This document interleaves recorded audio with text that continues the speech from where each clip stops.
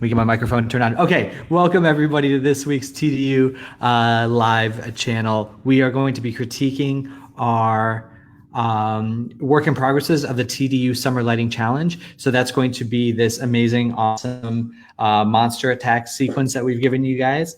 We have a lot of great submissions, a couple quick talking points to go over. One thing that we're really proud of that we just created on the TDU website is the ability for each one of you, if you're interested in TDU, interested in our courses, interested in what we're doing, to just connect with Jasmine and I. With a single click of a button, you can set up a 15-minute phone conversation with us. Click the button, you'll see it down in the lower right-hand portion of the website. Go to our schedule, take 15 minutes. We'll be happy to Skype with you, Google Hangout with you, just talk on the phone with you, answer any questions you have about lighting, about our courses, about anything that we're doing, and we'd be happy to work with you. But I want to jump right into getting to these critiques because there've really been some amazing stuff. Now, I will do my best to get to everyone that submitted, but if anybody sees their work missing from here, feel free to add a link to your work in the comments. If you're watching this later and I miss anything, please email me or post a comment to this page and I will make a separate video. I want to make sure to give you all the critique and feedback that you need. And I want to make sure that I'm doing it without missing anybody because, like I said, things can kind of get lost in the Facebook group. So I just want to make sure I get everyone and get everything going. So the first thing that we want to do is I want to start by talking about Juan Lopez's. So this is, and if you get a chance, you should watch this with all of its sound and all of the, he's got an amazing, it sounds like the Jurassic Park T-Rex yell here at the end, which is really cool.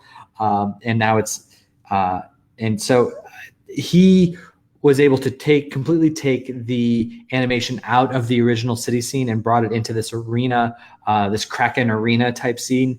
And I think it's really cool. And I think it's very bold. And I think it's really some nice elements going on here. So I just kind of wanted to talk about the things that are working, the things that can be improved upon, and where we go from here. So first off, the one thing that I want to point out is that there are some visual cues that are happening in this that aren't giving us our sense of scale that I think that we want. So one of the things about this needs to feel bigger and larger than life and very menacing. And one of the things that's really working for that is this camera angle because it's kind of a human scale camera angle looking up at the creature. But one of the things that we're missing here at the beginning is the scale of some of these textures makes the door feel smaller. Like the scale of some of these, this like noise pattern in here, makes it feel like the door is like regular human size. Also these giant bolts, again, that will feel very large, but there's nothing really happening here that will give us the sense of that scale until we see the large creature. Same thing with these rocks. These rocks also feel a little small, and that's because, again, like the noise textures on them are a little bit too big. That makes the object itself feel smaller. So my recommendation would be to do a couple of things. First, again, make that texture smaller. I would also work on creating it's almost like we're doing aerial perspective, you know, like when you make things less contrasty and less saturated as you fall back into space. Let's go ahead and do that, but going upward here. Let's go ahead and create some variation within this this door and this wall to make it feel like we're kind of receding back into space, because that is going to be further away from the camera, and you're going to be starting to feel that just a little bit, like raising up those black points as we go up the wall a little bit. I really, really love this shaft of light coming in here. I think that's really beautiful and really setting the stage. Additionally, along with the composition of these rocks here on the side, really, really good stuff. Like, you know, like nothing has happened yet. We don't have a character out here, but we know something's coming right here in the middle. And I think that's really cool. It's a really, really, really good job. The one thing that I would say about the lighting on these rocks is that you've got some really nice soft, subtle shaping happening here. And the one thing that I would like to see is that same type of softness happening over here, because as you can see, we've got like a hard edge between these two rocks here, and it's creating a lot of contrast. And what happens when you get a lot of contrast is my eye begins to pull down this way towards this. So I would just figure out a way to either lift the value of this guy, darken the value of this guy. I'd probably darken the value of this and just create a little bit more of a soft roll off. It's good to have the separation here. It's good to feel the difference in depth space a little bit, but I would just like to try and eliminate that contrast a little more. As we step up here, I really like the reveal, the shadow scraping across, how we can kind of see the eye for a split second before we see the character. That's really great. And honestly, the character lighting's working pretty well. We've got the spotlight shining around on him. I think that's really good. The one thing I would really like to see is some more specularity out of the character. Again, I know this is a little bit of a dry scene, but because it's, we got these rocks, it's more desert-like, but I would really like to see some of the specular hits that we're seeing, and I'll show you in some of the other work. Just to kind of, because he's like this big, imposing, scary, intimidating, off-putting, like awful beast, and we need to feel like there's sweat and there's just like, and even though I'm pretty sure lizards don't sweat like this, we just need to feel that a little bit. It just creates that kind of speckiness in the skin that just feels like he's more snake-like and more slithery, and just like really intimidating, especially in the teeth. We really need to highlight these teeth, because that's the thing that we're afraid of. We're afraid of being bitten by this guy. You got a little bit here on the tongue, and that's really nice. And I would really kind of emphasize the teeth, and then just some more specularity on the body itself.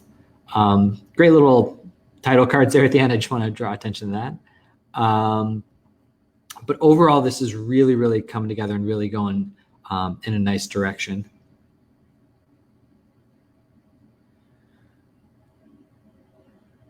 Watch out. The one other thing I would say is just watch out a little bit for, in a couple of these frames, these horns get a little super hot and clamped out. I would just add maybe a little diffusion or something to that to kind of soften those down, and then just maybe take down the light a little bit on those. The problem is it's not quite getting bright enough here, but it's getting over bright there. So maybe just adjust the material a little bit to balance that out just a little bit more. Those white values are going to be very tricky. So just something to be aware of there. Okay, so I want to move on from here, and I want to talk about Tan Ting's work. So she submitted, this was the most recent update.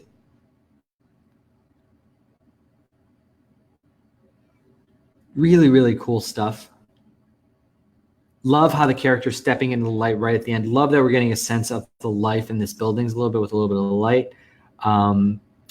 One thing you want to watch out for is there's a missing flag over here on the screen right side. Right up in here, you can kind of see it flapping without it flapping.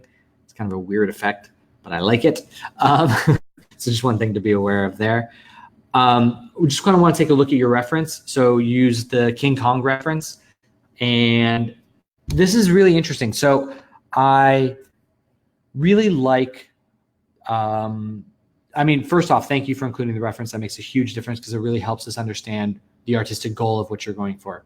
So one of the things about this film is it was kind of in that same like Great Gatsby type of look where it's photoreal-ish, but more stylized photoreal, more, because anytime, like I said, like the Great Gatsby, anytime that there's a film about the 30s, they kind of over sauce it and overdo it and candy coat it a little bit. So we've got some brighter colors, a little bit more saturated. It's a little bit more comic booky in their approach and their style. There's a lot of like sharp lines, a little bit of like perfect stuff. Like there's, I don't know, like this building back here feels overly sharp. These spotlights don't quite feel real.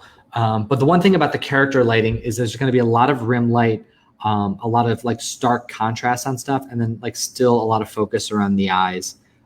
You can see in a lot of these. So there's always, no matter like what kind of angle there is, there's always just like a touch. It's hard to see in that one, but there's always just like a touch of light hitting the eyes.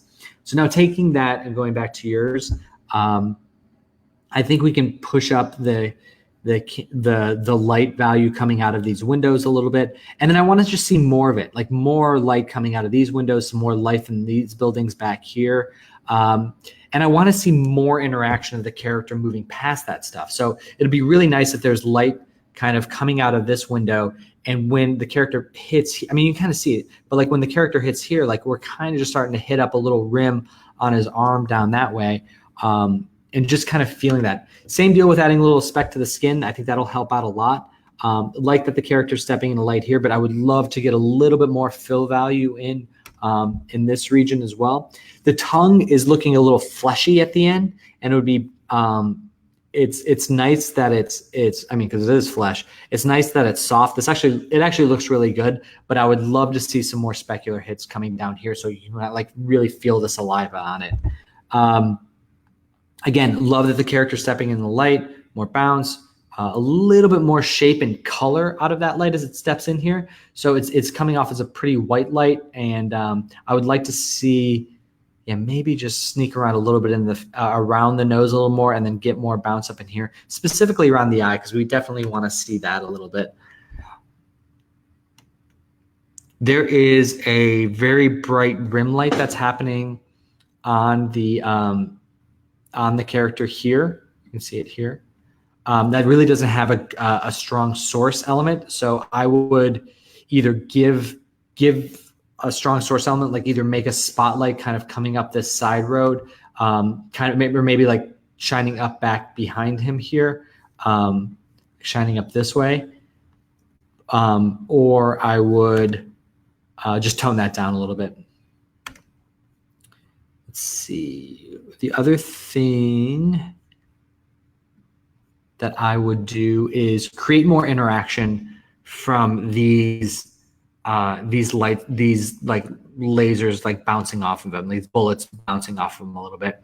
I would attach some lights to that geo and just see what you get when things are kind of like bouncing off, and just kind of make it like little explosions kind of going here and there. That could be really cool. Basically, it's just you want to create some more dynamic elements to this, just like some more frenetic energy when you're doing that. So I think, but like I said, I think you're well on your way. I think this one's going really, really well. And I can't wait to see how you progress.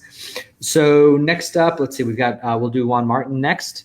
So just because I was talking about some of the specularity and some of the stuff, and he's got a really good use of it here in this render test. I know, Juan, you were looking to create some animated rain droplets on him, and I think that's really cool, but I wouldn't allow that to stop you from completing the project in the next week or so. That could be like a wish list item. It's one of those, like, if you can't overcome the technical hurdle of it, like it's not going to hurt you. You've got some good stuff happening let's see. Yeah, you've got some good stuff happening in this. And I don't think it'll necessarily, it won't hold you back from overcoming it and getting that final spot. Let me see. For some reason, let me just, forgive me for just 1 second. I do think, for some reason, I thought we had another. Yeah. There we go. Sorry. I meant to upload this video of yours from before. This was from a while ago, but I really liked where you were heading with it. Oh, it's processing. Okay, we'll talk about your but yeah, I think that we get the idea of the wetness of the rain and everything just from this. If we don't necessarily have the droplets falling on him, I don't think it's that detrimental. Okay, while we're waiting for that, let's see if it's up. Oh, here we go. Okay. So, all right, let's play through once and I'll talk about it. Oh, that's so cool. Okay, so things I'm really liking about this. Love the black point that you're getting on this. It could be a little darker here to pull him forward, but I love that he's kind of matching up with the surroundings and that it's not just like a rich, pure darkness. Love that we're just getting some little bits of rim light on him to kind of suggest his form without fully seeing it yet.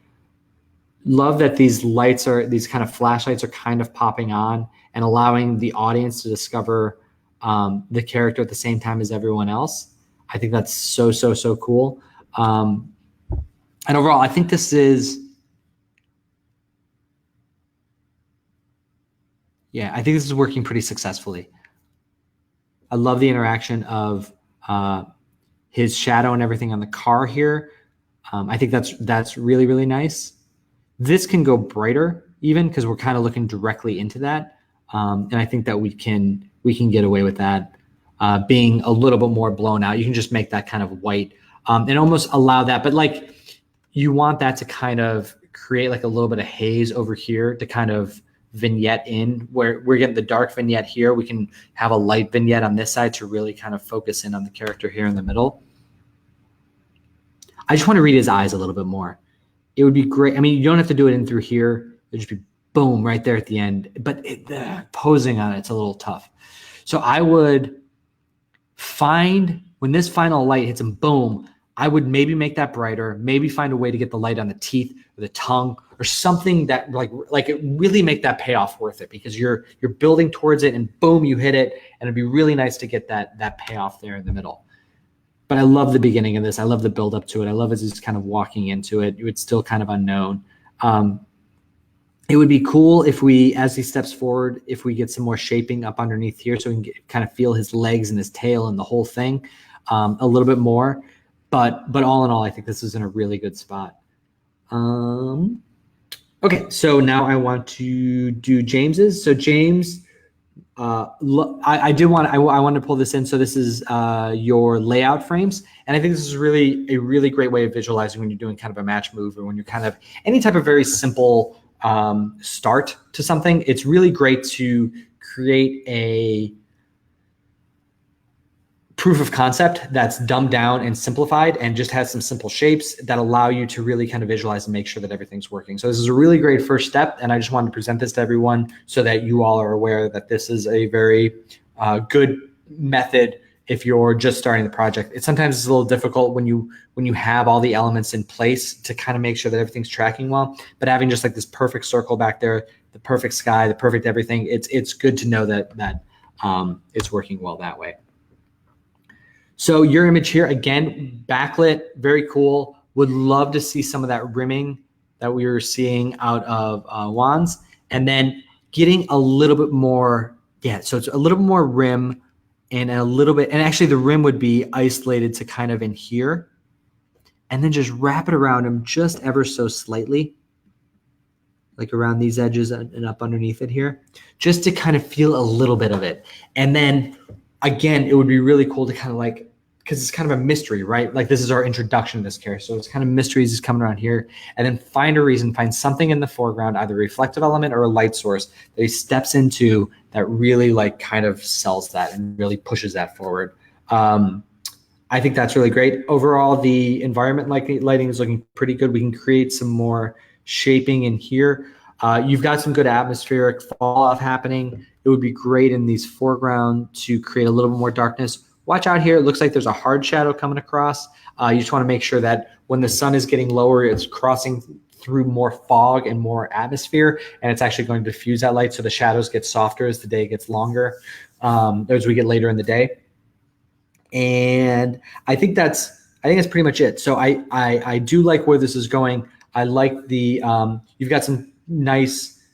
One thing though, you've got some nice cool tones in this building, but watch out for that because it's not really, it's a little bit disconnected from the sky because at this point sun's coming down.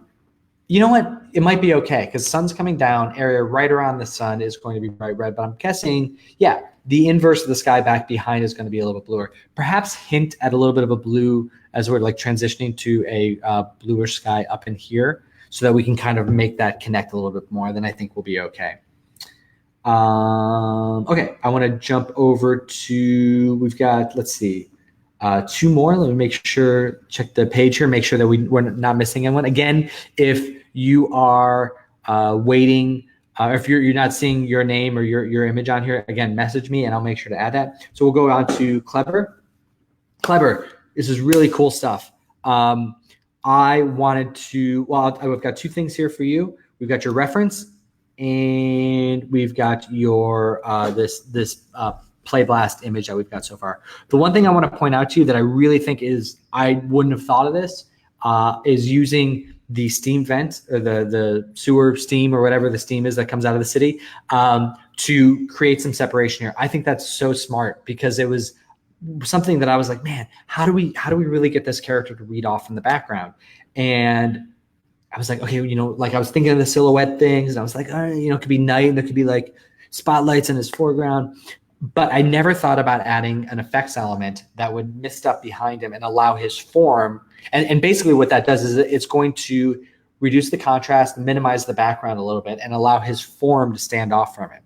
I think that is a really brilliant solution to what we're doing with this. And I think that you can build on that and go from there. And I think that's a really, really smart idea. In terms of the rest of your reference, let's see, if I zoom in.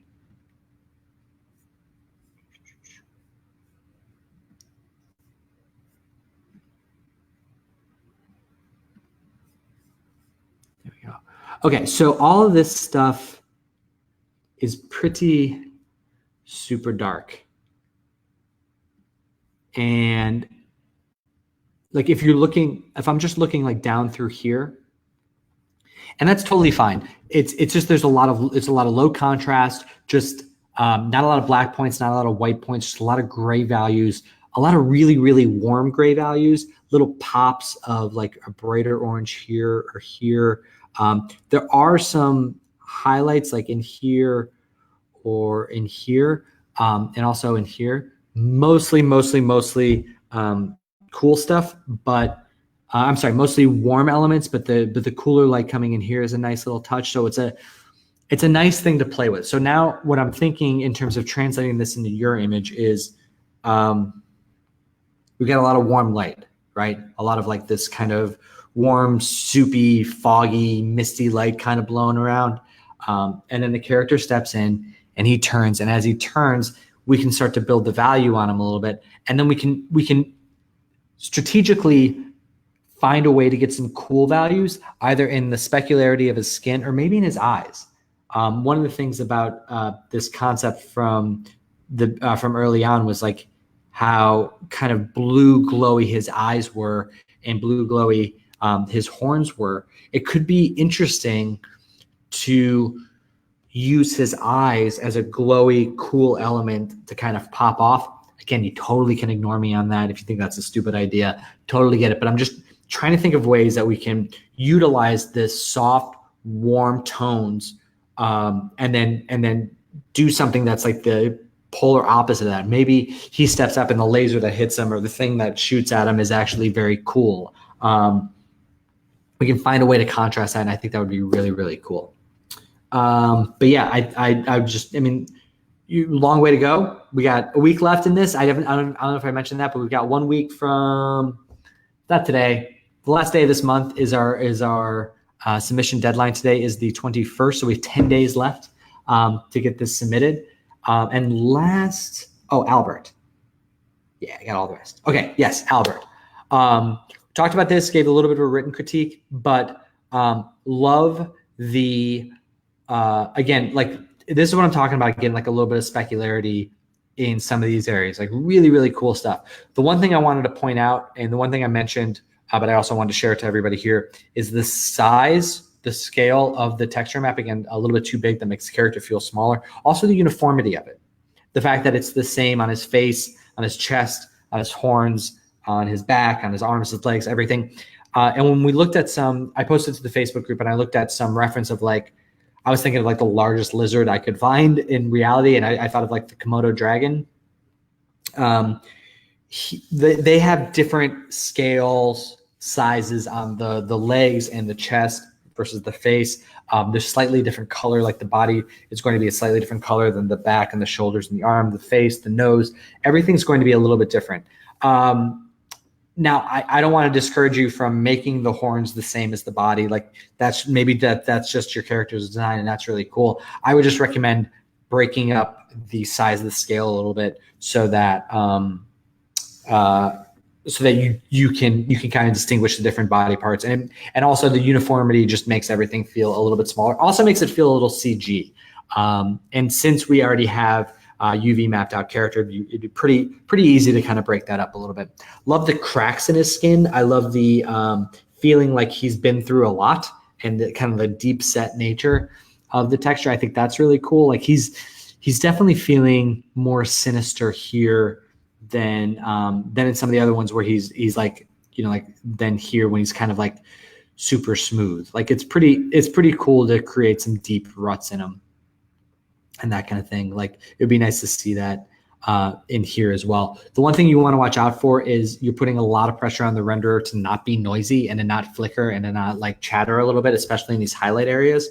So I would just maybe run like a 5-frame render test or something just to make, because like these sparkles just feel like they're gonna chatter like crazy. And you get away with some of it because it's rainy outside, but too much of it, it'll just kind of feel like a render noise thing. And that will require you to either over-res it or turn up the render samples. And then I want to make sure that you all have enough time to finish it. So I think that's everyone. So again, if you have questions, if I missed anybody, I will post this video so that everyone has a chance to take a look at it.